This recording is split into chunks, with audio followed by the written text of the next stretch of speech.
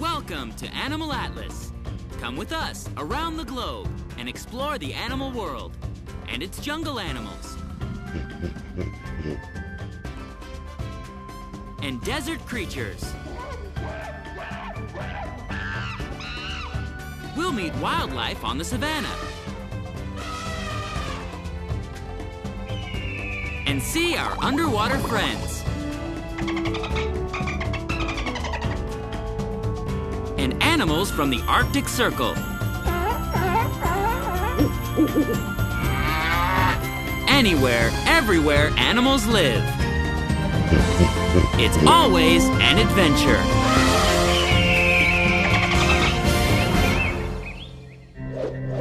Get out your Animal Atlas passports, because today, we're headed to the land down under.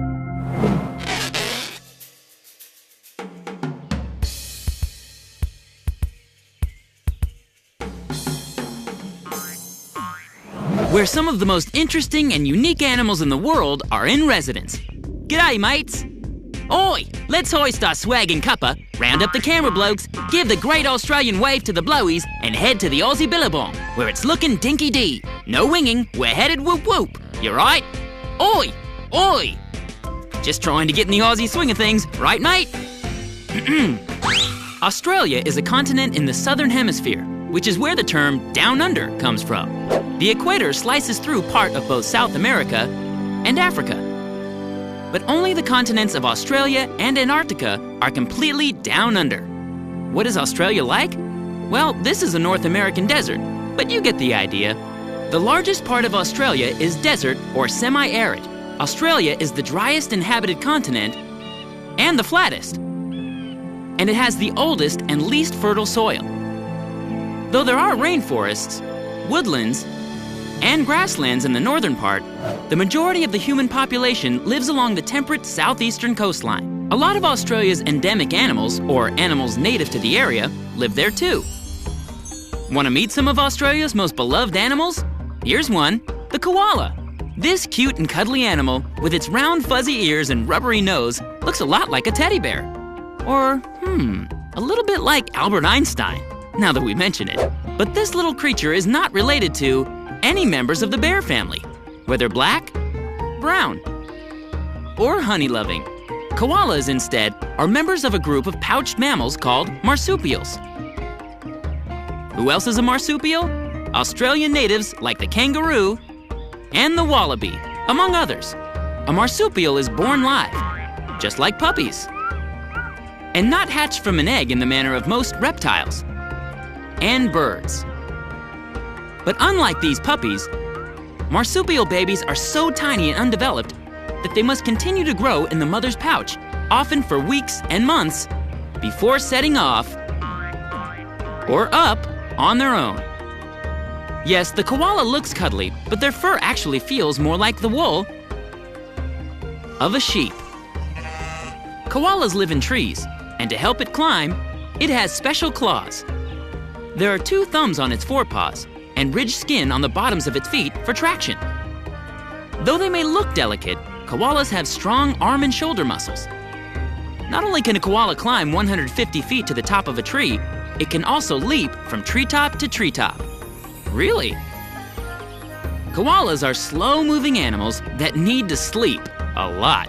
Why?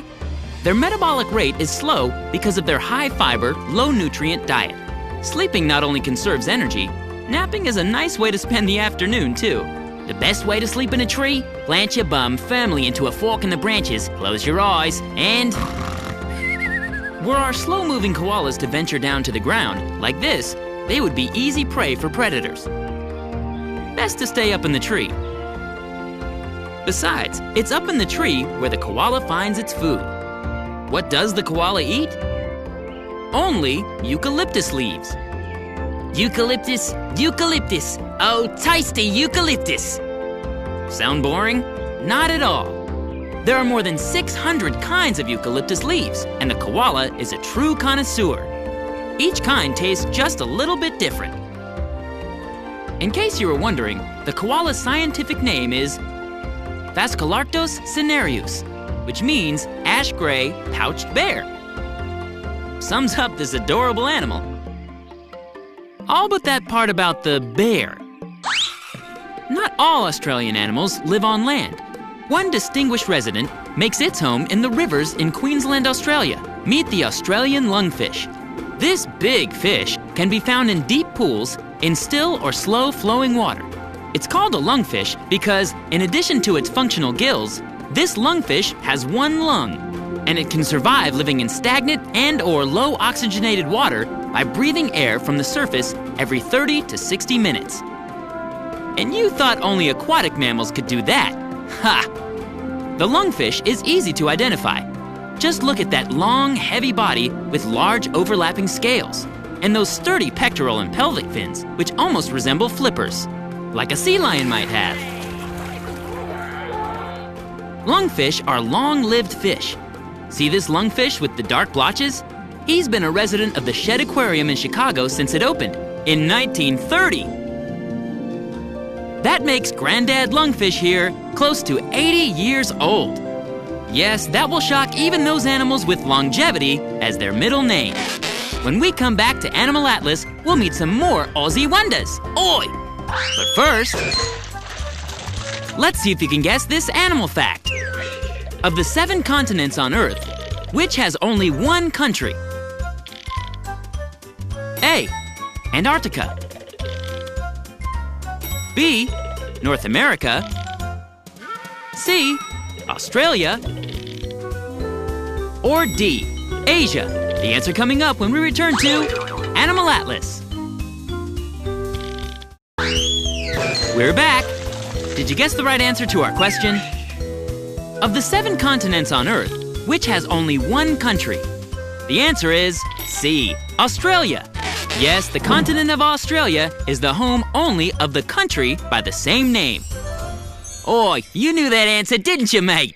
Wait a minute, what about Antarctica? Well, there are no countries in Antarctica.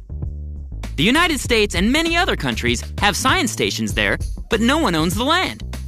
Except maybe the penguins. There's an idea. Penguin Nation. Yes, South America, Europe, Africa, and Asia each have a number of countries occupying their respective continents, while North America contains the United States, Canada, and Mexico. If we expand the concept of Down Under to include more than just the continent of Australia, we will come upon the island of New Guinea to the north. New Guinea and Australia share a lot of the same types of fauna and flora, for good reason. New Guinea became separated from the Australian mainland about 7,000 years ago. Meet the New Guinea singing dog, a relative of the Australian dingo. Though it is similar to the dingo, the singing dog is smaller and has a shorter, broader muzzle and wide cheekbones. Its ears are more pointed and broad, and its coat is very short and dense. These animals aren't native to this area. They came along with early human settlers several thousand years ago.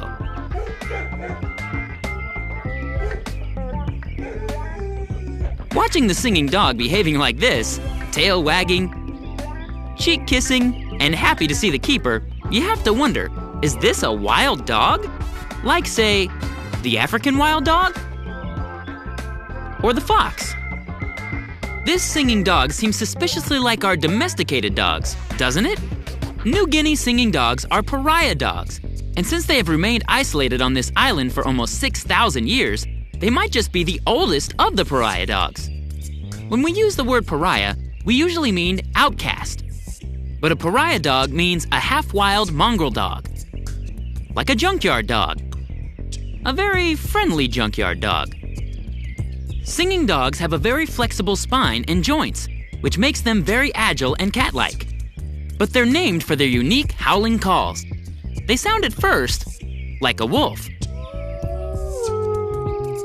but they are able to modulate the pitch of their howls, so to us, it sounds almost like singing.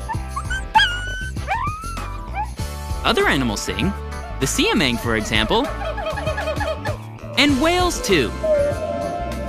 But there is something especially sweet about the song of this pariah dog from New Guinea. Not all animals from down under are as cuddly looking as our koala, or as big as our 5-foot-long octogenarian lungfish, or as affectionate as the singing dog. But this Australian frilled lizard is just as impressive as his mates on the continent. Sometimes known as the cloaked lizard, this lizard has a frill around his neck that can expand to look like a scaly umbrella and thereby make him look even bigger than he actually is. Looking bigger and scarier is a great defense in the animal kingdom. Just ask the orangutan with his cheek pads, or the lion with his mane. The frilled lizard, interestingly, is a member of the dragon family, a subspecies of lizard which includes the notorious Komodo dragon. But maybe one of the most impressive of all the Aussie animals is the emu. This unofficial national bird of Australia is the second largest living bird. Second to whom? The great ostrich of Africa, the uncontested giant of the flightless birds, whom the emu superficially resembles, especially in terms of feet. Both big birds have impressive three-toed feet with short, strong claws. Both big birds could kick a wannabe predator over the moon with those mighty legs. Well, almost. While the ostrich can stand 9 feet tall and weigh close to 250 pounds, the emu stands only about 5 feet 7 inches and weighs between 110 and 120 pounds. But still, for a bird, that's huge! Ostriches and emus are ratites, flightless birds who have wings but can't fly. Where the ostrich lives on the African savanna, and where the emu lives in the Australian desert and savanna grasslands, flight is simply not necessary, since running will do just fine. In fact, the emu's scientific name is Dromaeus novae hollandiae, with dromaeus coming from the Greek for running or swift of foot. Emus are nomadic, and they're able to walk long distances at the impressive rate of 4 miles per hour. When running, they can reach 30 miles per hour with a stride of more than 9 feet. Emus can live alone, in pairs, or in groups of 9 or more. Their nomadic lifestyle is for following the rain, since emus need to drink at least once a day. Unlike our singing dog, emus are not very vocal animals, but they are always alert and interested in what's going on around them. What might just be the most striking thing about the emu is its appearance. Its brownish-black feathers almost look like fluffy fur, which has been parted down the center of its back, leading to a mop-like tail. Though flightless, part of the emu's day is taken up with preening and feather maintenance, just like any other bird. The emu's appearance takes a bit of getting used to. With those huge orangish eyes and blue-tinged skin on its sporadically feathered neck, this bird is quite distinctive, even prehistoric-looking, but for good reason. Think about this. The New Guinea singing dog has been a resident down under for more than 6,000 years. But the emu? The emu has been living in Australia for almost 80 million years. Is it any wonder that this remarkable bird is Australia's unofficial national bird? No surprise at all. When we come back to Animal Atlas, we'll visit some fast-hopping marsupials. But first, let's see if we can guess this next animal fact. What can't a kangaroo do? A. Walk backwards. B. Walk on all fours. C. Listen in 2 directions at once. Or D. Hold food in its paws. Don't go away. The answer coming up right after this on Animal Atlas. We're back. Did you guess the right answer to our question? What can't a kangaroo do? The answer is A. Walk backwards. A kangaroo can clearly walk on all fours and listen in 2 directions at once and hold food in its paws. But with a tail like that, walking backwards is just not possible. If a kangaroo is hopping along and decides to head back the way it came, the only way it can go about it is with a U-turn. One of the great questions of the Australian animal kingdom has to be, what's the difference between a kangaroo and a wallaby? Here's a kangaroo. Here's a wallaby. They look almost identical, don't they? Well, there are more than 50 species of these marsupials, and the main difference is size. The 6 largest species are referred to as kangaroos. while the rest are wallabies. How large is large? This big kangaroo is over 6 feet tall and weighs close to 200 pounds. The big kangaroos are truly man-sized animals. While this scrub wallaby, the smallest of the wallabies, has a head and body length of under 18 inches. The family name for kangaroos is Macropodidae, which means, not surprisingly, big feet. Whether kangaroo or wallaby, big feet define this marsupial. For most of these animals, the hind legs are much larger and more powerful than the forelimbs. Their tails are long and muscular and thick at the base. In the animal kingdom, tails are used for a variety of things. They make excellent fly swishers. Tails can be a means of identification for those following behind in heavy vegetation. They are also used for balance. The squirrel monkey clearly uses its long tail for balance. And the cheetah uses its very long tail for balance when running. Some tails, however, almost become a fifth limb. The prehensile tail of the spider monkey can grasp branches, almost like hands and feet. And in this way, the kangaroo has a tail that's used not only for balance, but for supporting the animal, tripod fashion, when it's at rest. Look at this. This huge kangaroo almost seems to be standing on 3 legs. How a kangaroo moves just might be the most fascinating thing about this already fascinating animal. When grazing, the kangaroo moves around slowly by supporting its body on its forelegs and tail, and swinging its back legs forward. But when hopping, the kangaroo moves in a way that's unique to macropods, a leaping movement called saltation. Watch, they hop by using both feet to push off the ground at the same time. The bigger kangaroos can sail 15 feet in a single hop. Those single leaps have been measured at 30 feet. Think of this. The human world record for the long jump is just under 9 meters, or 30 feet. The world's greatest long jumper? It's close, but the kangaroo takes the gold medal. At top speed, kangaroos travel at more than 30 miles per hour in short bursts, but it's their cruising speed of 20 miles per hour which is actually the most impressive. Why? A hopping kangaroo is able to keep moving without expending much energy. In the same way our koala is able to nap without depleting much energy. Yes, the faster a kangaroo hops, up to their cruising speed, the less energy is expended. Grace and economy in motion? This is it, macropedal marsupial style. Kangaroos are very social animals, and a group of kangaroos is called a mob, a troop, or a herd. A female is called a doe, a flyer, a jill, or a roo. A male is called a buck, a boomer, a jack, or an old man. Babies are joeys. And as unbelievable as it might sound, some kangaroos live in trees. Most, however, are happy ground dwellers who graze on a large variety of plants. Large kangaroos, in fact, are the Australian equivalent of bison, or cattle, or deer. A kangaroo's chambered stomach works in much the same way as the stomach of ruminants, the cud chewers.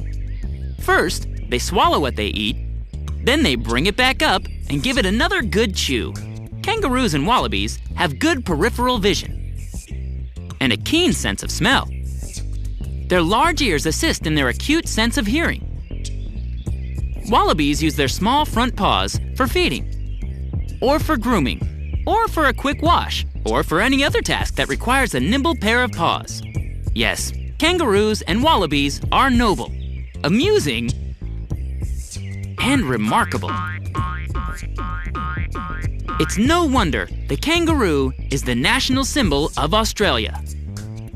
We've seen some other worthy candidates from this continent and its environs in the southern hemisphere, from the eucalyptus-munching Einstein look-alike to the fish with a lung, to the lizard with a frill, to the flightless bird with hair like feathers, to the dog that sings, to the big-footed creature that hops with such ease it can only be marveled at. We've done it. We've been to Australia. Onya! Uru, Aussies! It's been lollies, mate. more fun animal facts and news, visit our website at www.animalatlas.tv. See you there. Don't go away. Animal Atlas will be right back.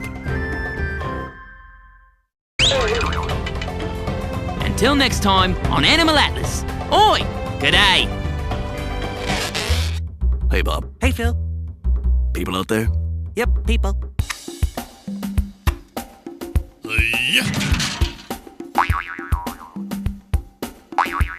Ring around the rosy. I'm dizzy. Got him. To be or not to be?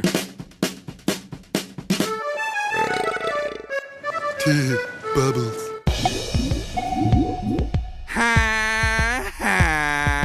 And they're off. As they round the first turn, the zebra's in the lead because no one else is racing. Darling, alone at last. Tag, you're it.